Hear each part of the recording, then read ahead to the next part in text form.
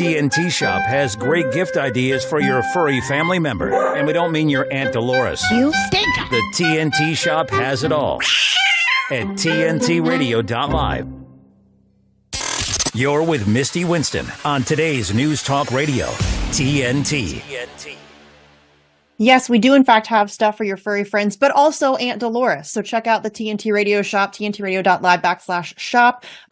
There's lots of stuff over there. Tons of stuff. Anything you want that's probably over there. So definitely get you some swag. And hey there, welcome to the Misty Winston Show right here on TNT Radio. Appreciate you, as always, for tuning in to hang out with me today. And boy, do we have things to discuss. Okay, y'all, we've been talking all week about the NDAA Section 702, big surprise, it passed the House. So it obviously passed the Senate earlier, a couple days ago. Yesterday, the House voted on it, and it definitely passed, unfortunately. So it passed. 310 voted in favor, 118 voted against, 163 Democrats voted in favor, 147 Republicans voted in favor of this thing, 45 Democrats against, 73 Republicans against.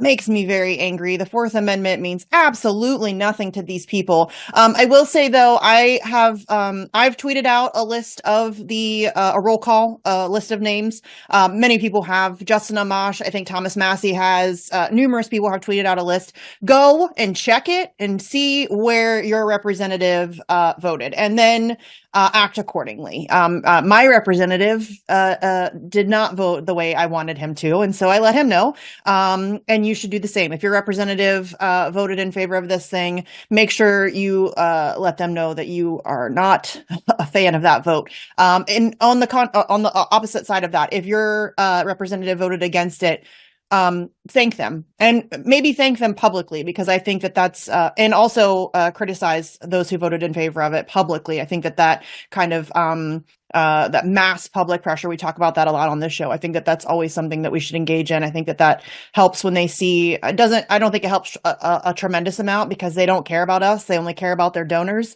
But I do think that it does have some influence, and we should use that to our advantage whenever we can.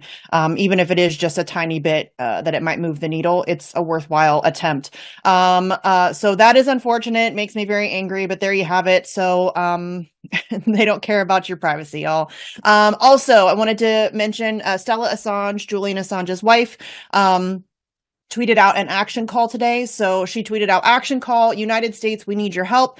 Call your representatives to sign on to this resolution. So there's a new resolution that was introduced by Representative Gozar.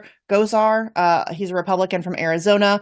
And the title of it is it is what it is. It's House Resolution 934, expressing the sense of the House of Representatives that regular journalistic activities are protected under the First Amendment, and that the United States ought to drop all charges against and attempts to extradite Julian Assange. So I agree with that second part. I'm a little hung up on the regular journalistic activities. The inclusion of the word regular there is a little strange to me.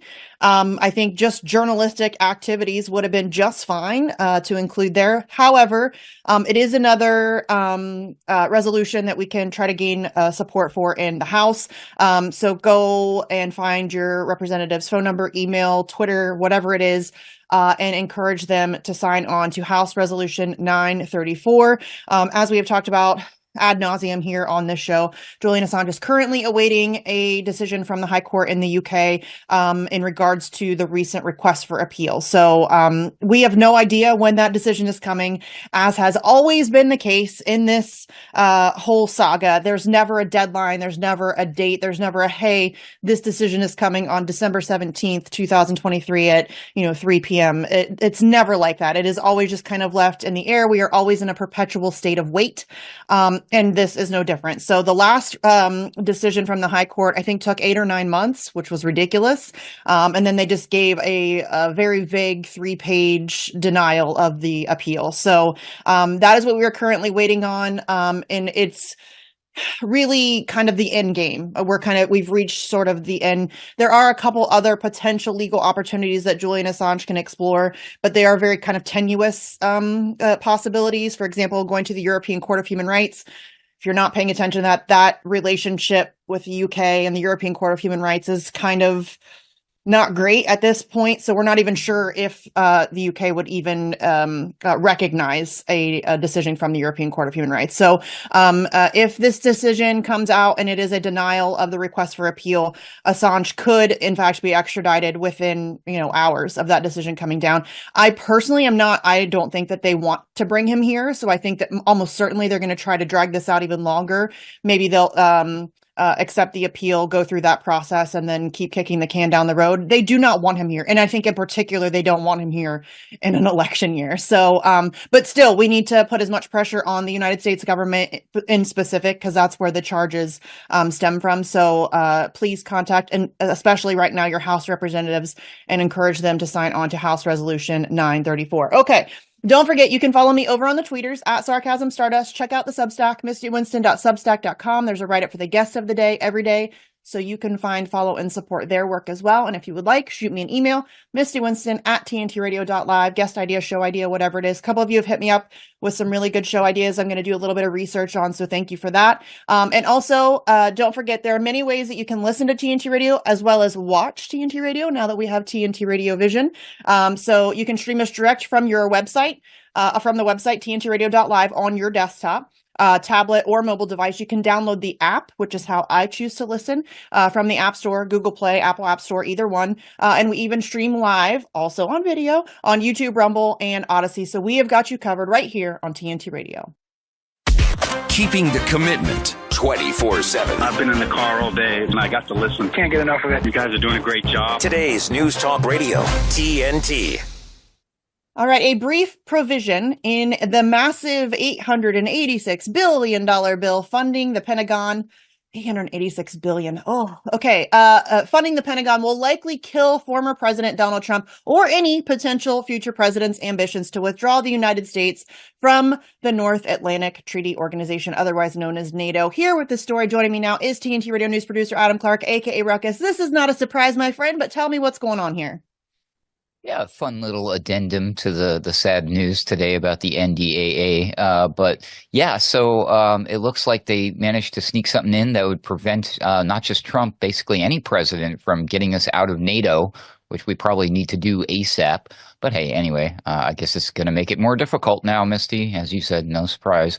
Senators Tim Kaine, a Virginia Democrat, and Marco Rubio, a Florida Republican, teamed up to muscle their bill, which would require an act of Congress or Senate approval to leave NATO, into what is often deemed a must-pass bill that funds service members and outlines national security priorities.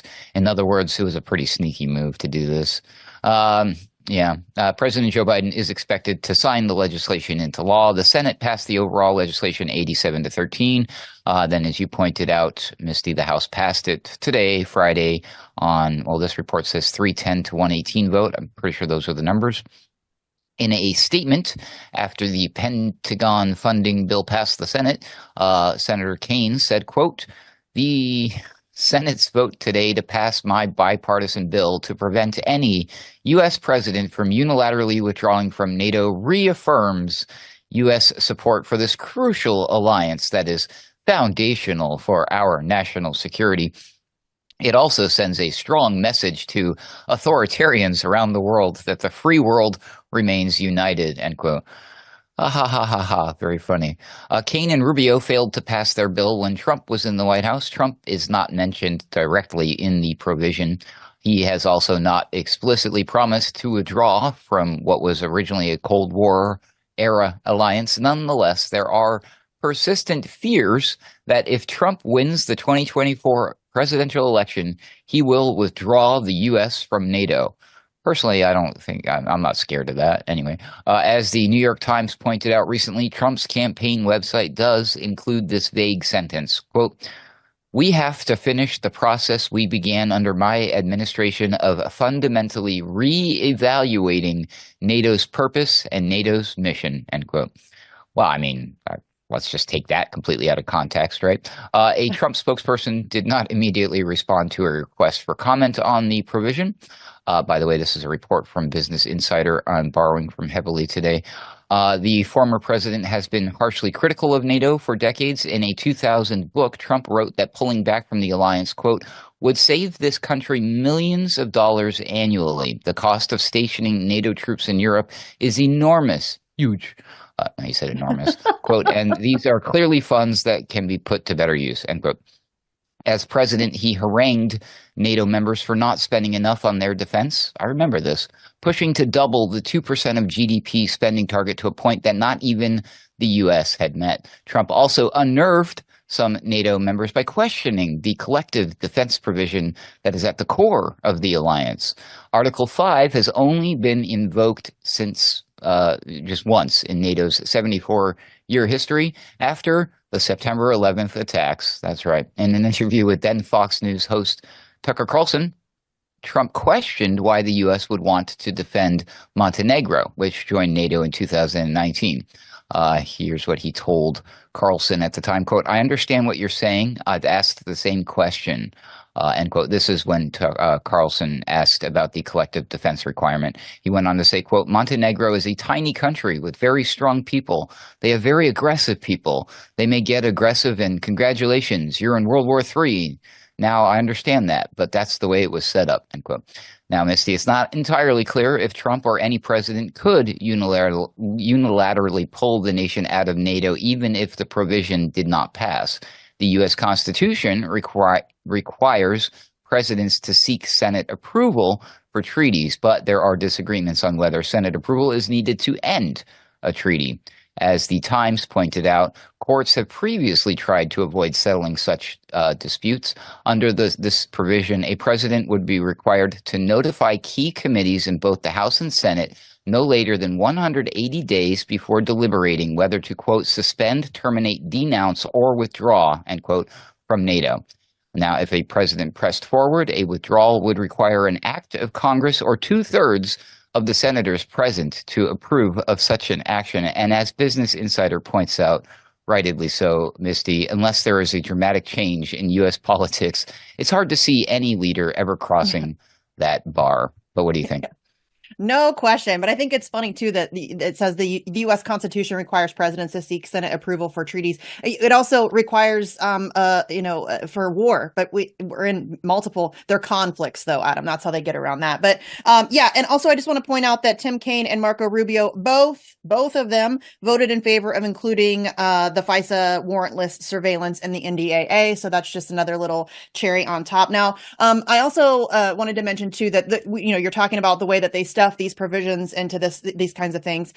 So McCarthy, who was the former Speaker of the House, actually supported the whole one bill, one vote. So which is to me, it's the most obvious thing in the world. Each individual bill should have an individual vote based on the merits of that individual thing. That's not how it works. They just like to stuff all kinds of things into massive bills that nobody reads, y'all. No, come on. Not a single one of the people who voted on this thing read it. I guarantee you, not in its entirety. It would be impossible to do.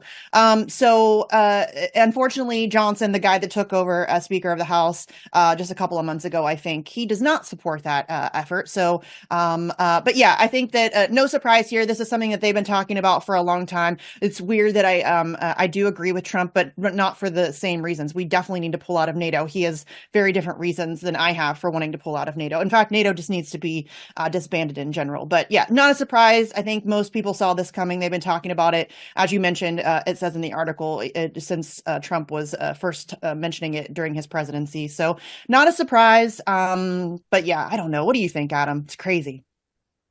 It is crazy. I mean, your point about looking at each individual bill separately.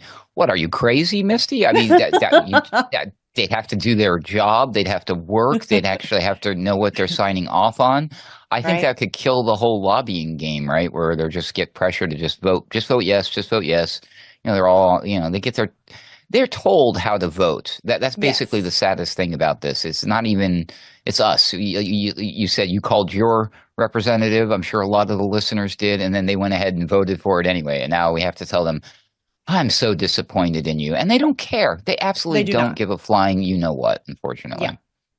No, they don't. They don't have reason to. We don't line their pockets, and their donors do, and that's the only thing that they care about. And that's why it's so frustrating that I tell people to make these phone calls, and obviously I do it for a reason. And I say it all the time, I don't necessarily think that it's going to make much difference, but something like that only takes a couple of minutes. And I think we should use all of the tools at our disposal in the fight against this kind of stuff. And so making a 2-minute phone call, I think, is a very worthwhile effort, even if it makes limited, if any, difference at all. But I do think a lot of people called on this. And so I think, I don't know, it is just so unbelievably frustrating that they are so actively and openly working against the people. I mean, they just do not care. They do not. Your government does not care about you, about what you think, about what you want, about what's good for you. They don't care. If you don't offer them millions of dollars in cushy lobbying positions after they leave office, they don't care at all about anything that you have to say.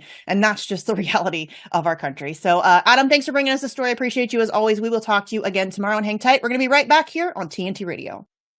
You should hear what Charlie Robinson is talking about. I think once we saw the supply chain issues that happened during the COVID debacle, you go, well, that seems bad for when you're fighting somebody for toilet paper, but it could be worse, right? It could be the last can of food. So people are starting to reevaluate and reassess their situations and their relationship with supply chains and the like. And I think what that does is it leads you to a place of saying, how can I make myself less dependent on the system? It's kind of hard to know where to start, right? Where would you suggest we even begin with this process? Yeah, it's funny you said that, because someone said to me recently, and it made me laugh, that this is going to be the kind of collapse where the Burger King's still open. And I think that's what's probably lulling people into a false sense of security, in that everything, when we go to the city, kind of appears normal, unless you're in one of those really crazy drug-addled cities. But for most people, I would say, Charlie, it feels normal, but it ain't normal. The world is not normal. It's completely gone off kilter. Charlie Robinson on today's News Talk Radio, TNT. People might tell you that Lyme doesn't kill people, but we are losing people. People disappear from their lives. One of the scariest things that I had to deal with was memory loss. Not just I don't remember what I did last week, but I forgot all the words to my own songs. I remember going to my primary care physician, and he was like, you are 100% healthy. There's nothing wrong with you. And my response was, that's impossible. I'm dying. I wasn't working. I had all of these hospital bills. We had to move out of our home and move into my parents' basement. I just wish I could have truly been present in those big moments, when she took her first steps, or, her first day of preschool. Lyme is such a thief, and it goes undetected because no one is looking for it. For more information and prevention tips, go to projectlyme.org. So many people who had no history of heart illnesses have got it now, or blood clotting after the COVID-19 vaccination. Punish those who hurt people with COVID madness, lighting the fuse for freedom. TNT Radio.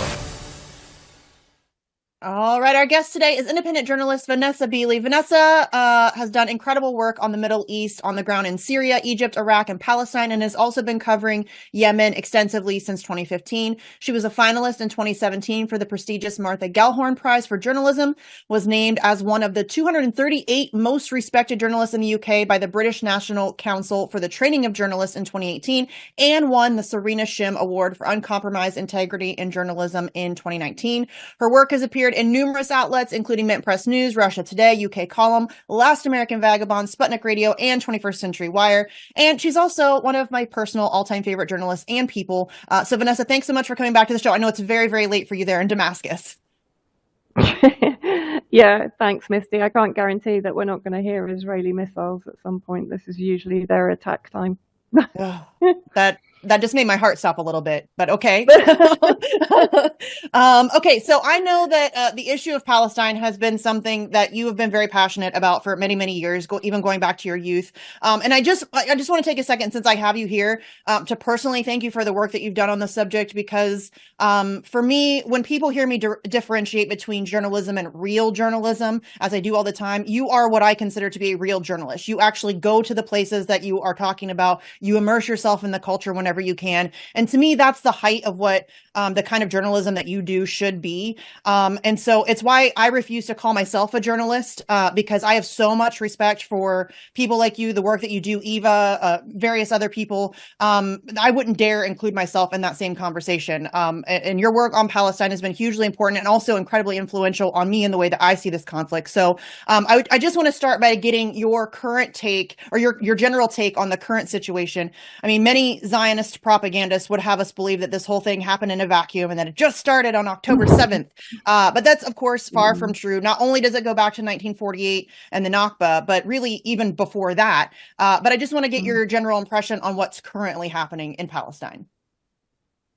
Yeah, well, thanks, Misty, and thanks for that. I mean, I would also like to give a shout out to the journalists, of course, inside Gaza and in West Bank that are daily bringing us information that otherwise we wouldn't have. This genocide would be going on in a vacuum without them. And I think now the number of killed journalists by the Zionist entity is 87. And that includes their entire families. It's not only the journalists that are being assassinated, and they are literally being targeted and assassinated, not only in Palestine, but in Lebanon as well, in southern Lebanon, as we know. So the situation at the moment, of course, is what I call it is an US-Israel genocide project in Palestine. And it's not only in Gaza, it's in the West Bank. And of course, there's no Hamas in West Bank, and yet the genocide is ongoing there as well. Maybe not quite as overtly, or maybe simply because we are being so distracted by the horrific images that we're seeing on an almost minute-by-minute basis as Israel exterminates the 2.4 million Palestinians in Gaza and displaces them from the north to the south, and then bombs the south, or displaces them to hospitals or to UN refugee centers, and then bombs the hospitals and the UN refugee centers. You know, there has been so much hysteria about what allegedly happened on October the 7th. And of course, as I predicted actually on the aftermath of October the 7th on the 8th, that we shouldn't rush to judgment. We should have learnt by now historically that the propaganda that takes us to war is invariably a lie. And that's exactly what is being proven right now, where, you know, we know now that the Israelis themselves killed many of the civilians at the so-called peace rave that was being held in the shadow of, you know, one of the largest concentration camps in history, which is Gaza. And that also that they had no regard for their own hostages. They've had no regard for their own hostages inside Gaza because they're bombing indiscriminately. They're talking about flooding the kind of labyrinth of tunnels underneath Gaza. And one thing that people really need to understand that I found out when I was in Gaza in 2013, and I met with an archaeologist whose name escapes me right now, but he's world-renowned. And he told me, look, you know, Gaza is a city built on a city. Many people don't know that. So the fact that the tunnels exist goes back for centuries, right? So, you know, the thing is the framing of this entire genocide, I'm not even going to call it a conflict. Yes, thank you. Is so slanted towards the Zionist agenda and, of course, the U.S. agenda. Look, at the end of the day, Israel is another proxy of the U.S. And by the U.S., of course, I'm talking also about the U.K. and EU member states that are supporting Israel. Britain created the Zionist settler colonialist project. The US took over kind of the running of the project.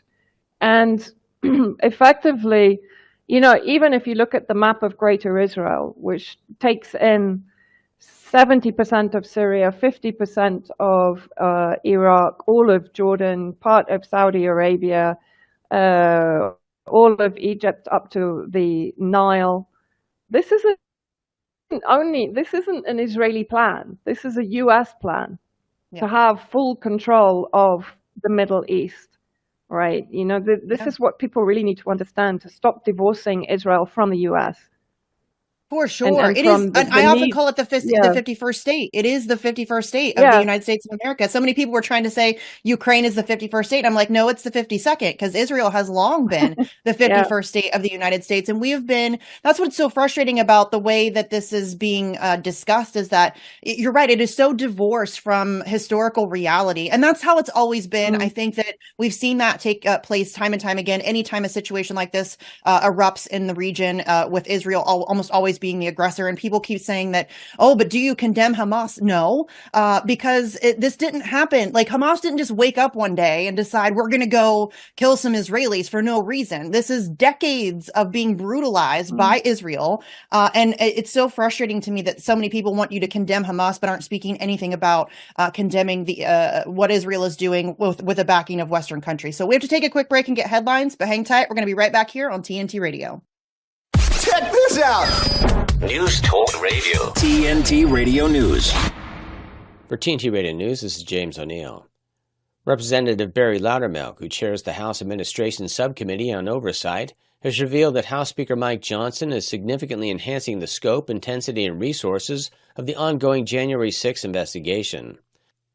Australia is currently evaluating a request from the United States to deploy a naval vessel to the Middle East amidst escalating tensions in the Red Sea related to the Israel-Hamas conflict.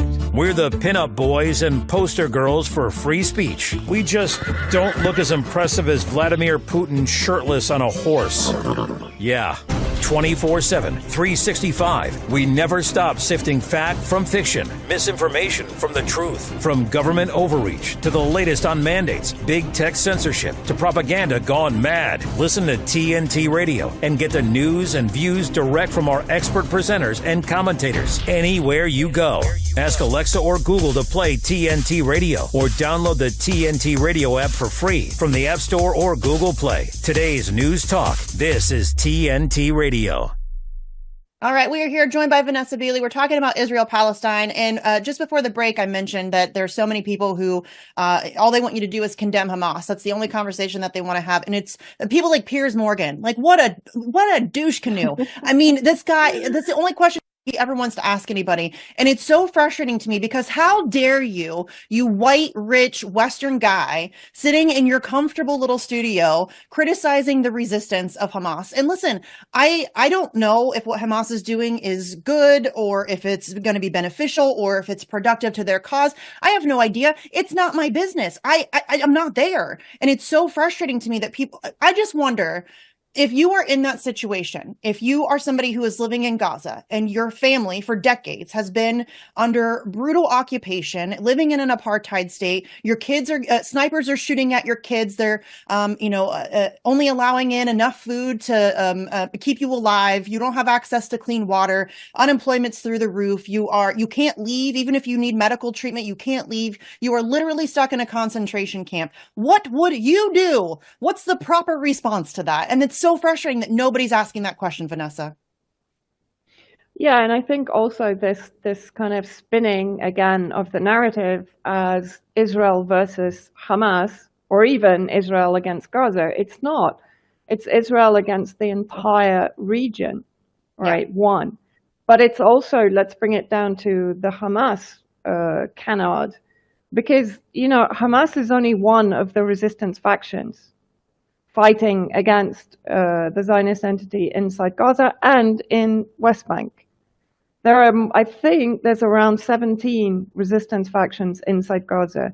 And by the way, they're not all Islamist either.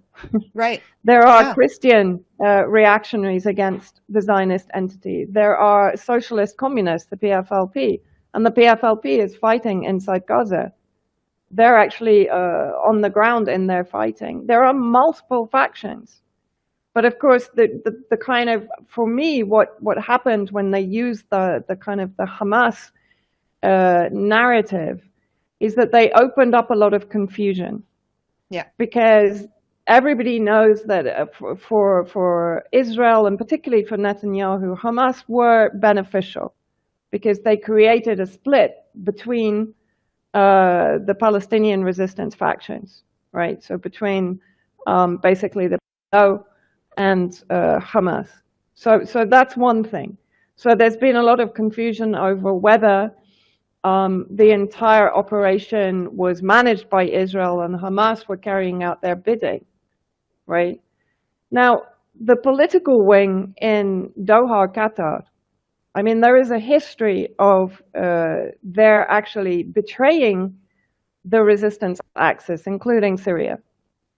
The Hamas leadership under the payment of Qatar were responsible for much of the destabilization in Syria. But in 2017 onwards, President Assad decided that the unification of the resistance factions for Palestine was beneficial. And so therefore, he normalized relations with Hamas leadership. Some of the Hamas leadership have been sidelined, like Khalid Mashal, who was one of the most vehement pro-Qatar, pro-Muslim Brotherhood leaders within Hamas. But the armed resistance on the ground, I've met them. I met them when I was there in 2012 and 2013. They're kind of the boys next door, you know. They're the kids that grew up out of the 2008-2009 Qaslet operation, when again, Israel committed appalling atrocities against the people of Gaza. And so the resistance now is a product of previous Zionist atrocities and ethnic cleansing. And that's the cycle that the Zionist regime maintains since, as you mentioned, 1948, but actually even before 1948, starting with the creation of the Zionist movement, which, by the way, was described as Jews, by Jews as being another anti-Semitic cult when it was established. Yeah, 100%. And that's what's so, you know, the idea, you know, that, yeah. No, go ahead. No, go ahead. Go ahead. No, I mean, you know, this is what I was just trying to say is, yeah, I can hear you. Can hear you. Okay. You've sort of frozen, so I didn't know if I'd lost you.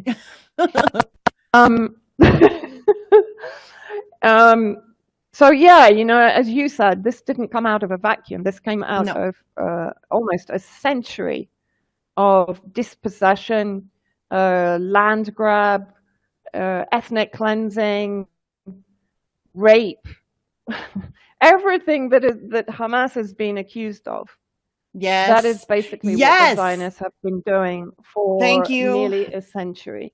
It's total projection on behalf of the Zionists. I keep saying every Israeli accusation is actually a confession. Everything that they are accusing Gaza and Hamas of doing is something that they have already done themselves or are currently doing. And we know that it's been reported for years and years and years and years. And I'm so glad that you brought up things like the rape allegations, because, you know, that has been happening in Israeli prisons to the people of Palestine for a very long time.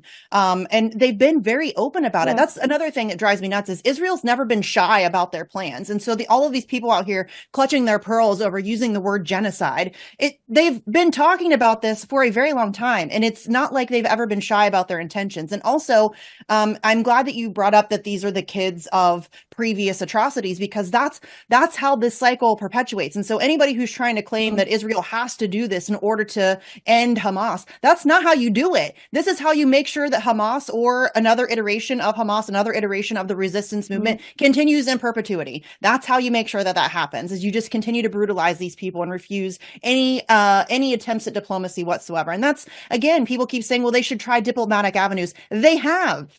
You know what I mean? Yeah, like the Grand March, the March of Return in 2018, when hundreds of Palestinians were wounded and killed, including a female paramedic. Yep. You know, this is the thing. I've had this so many times. Why don't they protest peacefully? Well, how do you expect them to protest peacefully when they're inside a concentration camp? I'm not being funny, but would you have told the Jews in the Nazi concentration camps that they should protest peacefully against what was happening to them? Exactly. You know, I know you know, people hate these kind of comparisons, but, you know, the other day I was looking at the fact that in the UK now, the Metropolitan Police is basically doxing people that are holding up placards showing the comparison between the humiliation of civilian prisoners, stripping them naked, burying some of them in sand and then releasing them before they die, this kind of thing, or strapping explosives to 15-year-old kids, forcing them to walk through a tunnel with a GoPro camera on their head. And if they were to see a resistance fighter on the camera, they would explode the 15-year-old boy, right? Yeah. And if you look at the history of Nazi persecution, not only of Jews, but also of communists, of Romanies, of Poles, and so on, the key factor was humiliation of those ethnic, considered to be unspeakables, untouchables, and completely dehumanized. So it's completely justified to compare what the Nazis did to what the Zionists are doing right now. And I'm not going to back down on that. And by the way, these anti-Semitic claims, the majority, I would guarantee the majority of Zionist Israelis are not Semites. Palestinians are Semites. The original Sephardic Jews, the Orthodox Jews that support Palestine, the Mizrahim, as they're called by the Zionists, because they consider them actually to be lesser Jews. They're as persecuted to some degree as the Palestinians and Christians and the Palestinian Muslims. But very few, if you look at the origins of the majority of the leadership in Israel, it's from places like Ukraine and Bosnia, Poland, and they're not Semites. No, Netanyahu, I think, is from Poland. I mean, and what's so frustrating to me too is that he's not even particularly religious. And in fact, the people that created Zionism weren't really particularly religious. This has never really been about religion. Yeah, they're atheists. This has always been about secular political. It's a secular political movement.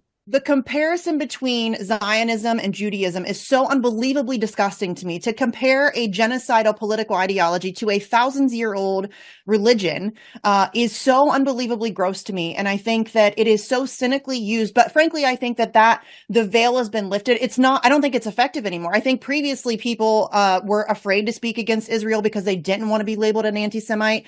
But I think that now people have now started to see, and we have to take a break, but I want to talk to you about this because I think it's unbelievably important. I think that, as you mentioned earlier, the journalists in Gaza, who unbelievably courageous, I can't even wrap my head around what they're facing. But I think it's because of the work of people like that, and because of social media and being able to debunk things in real time and for people to see what's happening in real time, that Israel is now losing the PR campaign. But let's take a quick break. We'll be right back here on TNT Radio.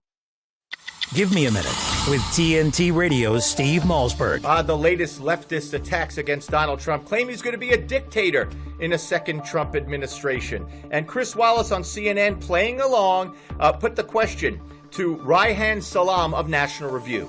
So Reihan, is Donald Trump a dictator in waiting, or is he just playing one? Well, look, what he was saying in that moment is something very similar to what Barack Obama said back in 2014. At his first cabinet meeting, he said, I've got a pen and I've got a phone. And what he meant by that is that if Congress does not do what I want them to do, I can sign executive actions and I can use my phone to rally outside groups to create pressure on Congress to get things done. And this is what he was just referring to. I'm going to be working with Congress where I can to accomplish this. But I'm also going to act on my own if Congress is deadlocked. I've got a pen to take executive actions where Congress won't, and I've got a telephone to rally folks around the country on this mission. Executive orders, rallying people via the phone, sounds a little dictatorial to me. Context and perspective. They are fake news killers. Thanks for giving me a minute. I'm Steve Malzberg. Catch my show Monday through Friday, 9 p.m. Eastern, right here on TNT Radio Vision. The Kids Cancer Project funds vital research into childhood cancers. And you fund the Kids Cancer Project. Funding research means giving children back their lives. And who knows what kids with cancer could grow up to do. The Kids Cancer Project. Survival starts with science. Donate now. The Kids Cancer Project. You're with Misty Winston on today's News Talk Radio, TNT. All right, we're here joined by Vanessa Beeley. We're talking about Israel-Palestine. And just before the break, I mentioned that I wanted to speak to you about, we talked a little bit about, very briefly earlier, about the unbelievably courageous journalists who are on the ground in Gaza. And I wanted to get your take on this because I've been saying since this thing kicked off that, in my opinion, Israel is absolutely losing the PR war this time. I think that they have exposed themselves. They've been caught in dozens of lies just since October 7th. We're not even talking about the dozens, hundreds, thousands of lies they've been caught in over the decades. But the dozens of lies that they've been caught in just since October 7th, I think that we are seeing, obviously, millions of people in the street in support of Palestine. I genuinely think that Israel is losing at least the PR war. Would you agree with that? And do you think that it is, I have a theory that I think it's because with social media and with people being able to, in real time, expose what's actually happening on the ground, that it's obviously more difficult for Israel to control the narrative. So I think that everything is falling apart for them on that front. Yeah, I mean, if you go back to 2008-9 and to cast lead, they didn't actually allow any journalists into the Strip at all. Yeah. So, you know, there were a huge number of atrocities that I think were carried out that were not revealed until much later, you know, when various agencies managed to get in and then they were gathering testimony. So, yeah, I mean, right now, that's the horrifying thing. We're literally seeing what is going on real time. And that includes today, there were reports with testimony of the execution of babies and pregnant women in one of the hospitals I think it's in Jabalia in the north. And obviously they hadn't evacuated and they were shot at close range, including babies. But I think, yes, Israel is definitely losing the PR war. To a degree, I think we reached a point where they don't care. It's a bit like the US in Ukraine. You know, it's the same thing. People were just scratching their heads saying, well, like, what on earth are you doing? Like, why are we not negotiating peace? Like right now, why is the US vetoing peace in the UN Security Council? Every single freaking American should be up in arms about this, you know? Yeah. If your leadership is actually vetoing peace, what does that say about your country? And they've just released a war budget for 2024 of $886 billion. $886 billion, just let that sink in. And how much of that is heading to Israel with the fact that the US is looking to escalate? You know, there's now this narrative that Israel is calling on the UN to enforce Resolution 1701 from the 2006 war and against Lebanon, and to push Hezbollah back to north of the Litani River. So they're provoking Hezbollah into escalation also. Because why? Because effectively what they want to do eventually is to achieve greater Israel. And what does that mean? That means the destruction or the complete genocide and ethnic cleansing of Palestine. So it's completely under the control of Israel, which is nothing more than a military garrison of the US in the Middle East. And then the destruction of Lebanon, the destruction of Syria, the destruction of Iraq, and eventually confrontation with Iran. And in between, of course, Yemen. I mean, Yemen that has taken the most principled stand against Israel and is being really the most effective because it has the control of the Bab el-Mandeb Straits. So it's in a perfect geographic position to really affect and really hurt Israel, and of course, by Israel, I mean by default the US, directly. If you look at the map of where now their ships have to go, I mean, it's like, you know, 10 times the journey that it was before. And now they're actually targeting ships that are refusing to stop and are heading towards Israel. They're targeting them. So, of course, what is this going to do? It's going to justify recrimination and collective punishment of the Yemeni people by the US and by Israel. At the moment, you're seeing the kind of, I call it the good cop, bad cop routine. You know, the US is claiming it's trying to calm Israel down. Of course it isn't. It's supplying tens of thousands of tons of bombs of all variety to be used against, like, you know, missiles that doctors have never seen wounds of the like before. So they're experimenting also. They're selling weapons on the sure. back of genocide. Yes, Right. for sure. And And that was what it- Anthony Blinken saying that, oh, we care about the people of Palestine and we're sending them humanitarian aid. My guy, you cannot give Israel the bombs that they are using to completely obliterate the people of Gaza and then send some Band-Aids and bottled water and call it even. That's not how that works. Yeah, but where is the aid? I mean, there was this disgusting video of Samantha Power standing in front of a military jet. Think about green environment and all the rest of it, right? Talking about the aid in Al Arish. There's no aid. There's a desert. Where's the aid? Why isn't she standing in front of tons and tons and tons of aid ready to go into Gaza? But Egypt's also responsible for this. I mean, I saw this in 2012 when I was there under the Israeli aggression. Egypt compounds the suffering of the Palestinian people. Right. I mean, back then they were flooding the tunnels with sewage, the tunnels to go out to Egypt through Rafah. People that were trying to leave for care were being shot at and pushed back. And even if they made it to the El Arish hospitals, my friend there in 2012 told me, he said, it's horrible. They're dying in the corridors because no one is taking care of them. Yeah. Right. So, Palestine is really alone in this, apart from, of course, Hezbollah in the north that is at least maintaining a kind of low-grade intensity war there to keep some of the Israeli battalions occupied. Syria, of course, is opening up its territory for various resistance factions, including the Islamic resistance, and even Palestinian factions in the south to fire on the Golan occupied territories, for example. But of course, what's happening? Syria is getting bombed. We're getting bombed every 2 or 3 days, but no one's talking about it. I mean, they assassinated 2 Iranian commanders who were here to advise the resistance. They were assassinated, I think, about a week ago to the south of Damascus in a bombing raid by Israel.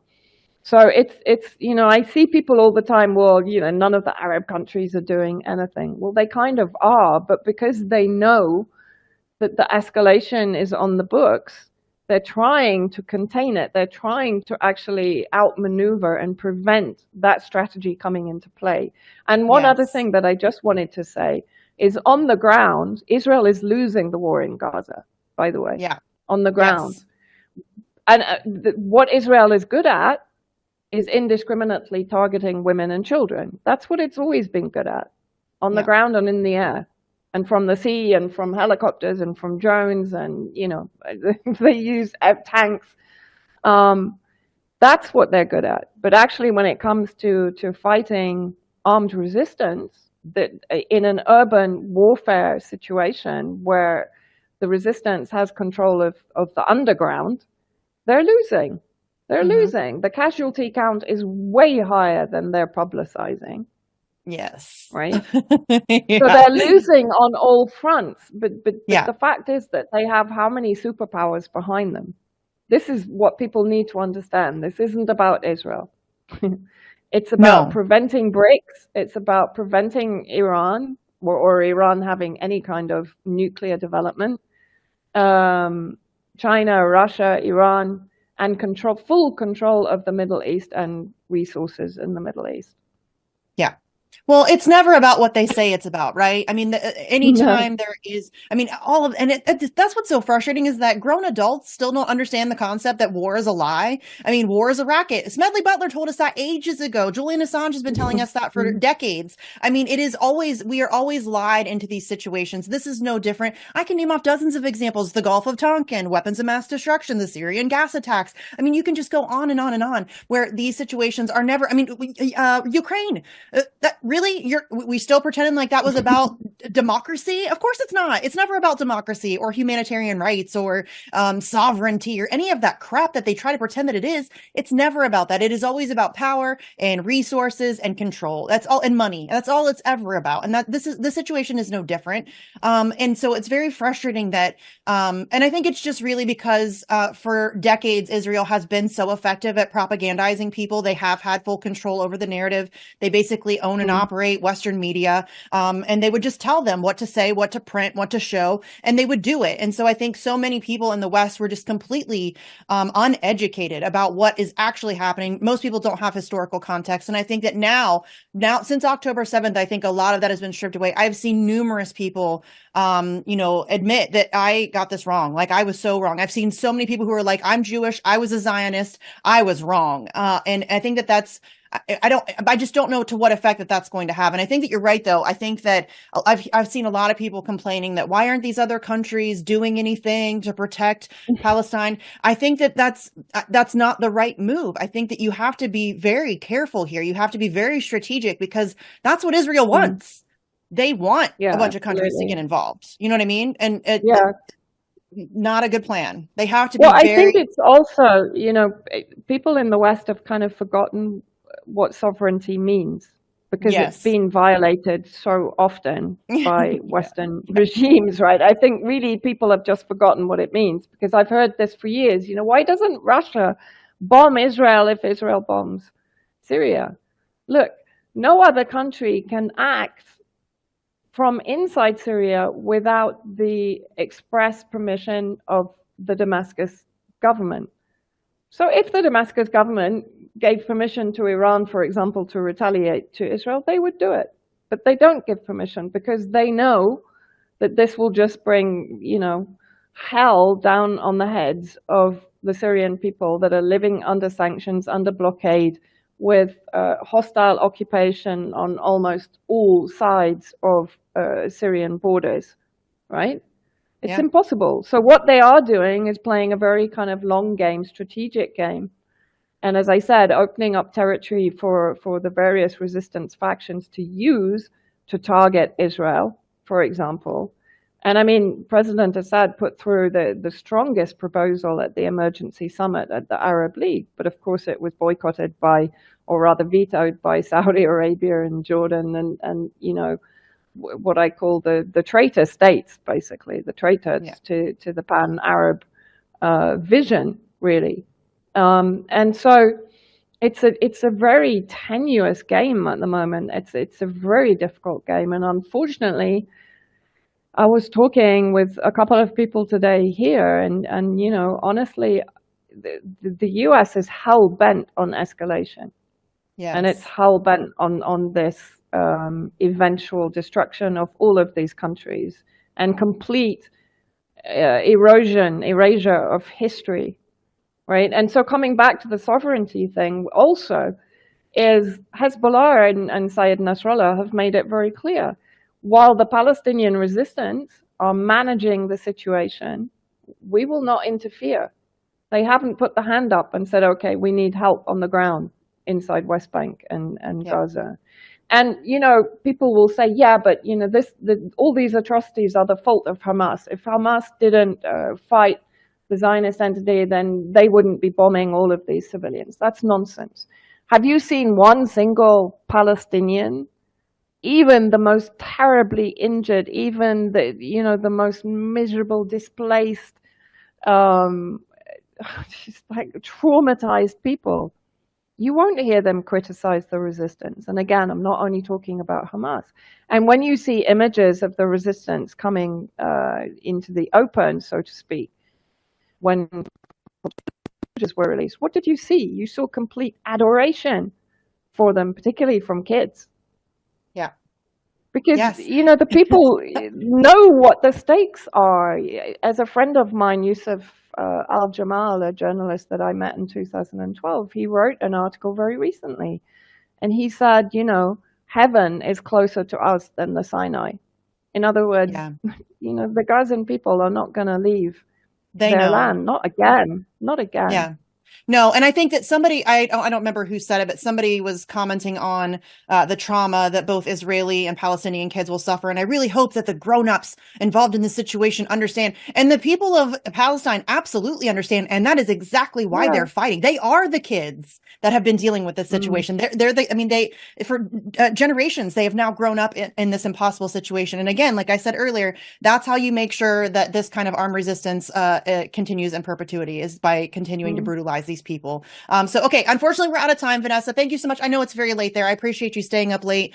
Please stay safe. I know you're in, dangerous circumstances. It always makes my heart flutter a little bit. I always worry about you. So please stay safe. I know that you're on Substack. That's your big place. So everybody go check out Substack. Also on Telegram, and you can also follow Vanessa on Twitter. YouTube's a little shaky, as it is with anybody who speaks truth to power. But as always, you can find links to all of Vanessa's stuff over on my Substack. So thank you so much for taking the time to come on. I appreciate you. Go to sleep. It is late there. I'll be back tomorrow with another show for you. As Julian Assange says, learn, challenge, act now, and don't go anywhere. Timothy Shays right after this here on TNT Radio.